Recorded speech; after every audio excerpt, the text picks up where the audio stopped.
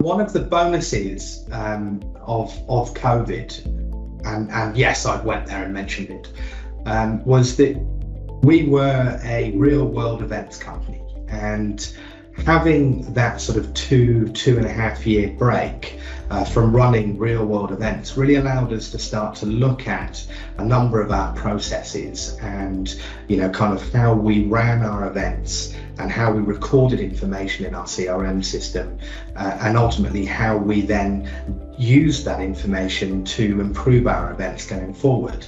And we realized that a lot of the stuff that we were doing was hugely manual, and again fraught with human error at every angle.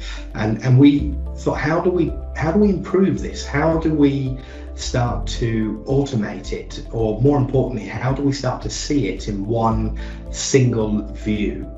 Because what we were doing was using information within Maximizer, within the UDF fields, saving those in favorite lists, pulling them out into spreadsheets. And so we had bits of information in different areas of Maximizer. We looked at initially, do we go down the route of having dashboards, or do we have something more bespoke created? And one of the things that we thought at the time was that actually, wouldn't it be better for us to be able to pull everything together, action it in the same place, and ultimately spend our time in one part of Maximizer? And so when we approached everyone around our idea of kind of pulling this information together, we started to form a picture around what information was crucial to us, around delegate types, around who's attended our events, who has cancelled for our events, so most of which we were trying to look at in different areas and often missing. And that's where the human error aspect came in.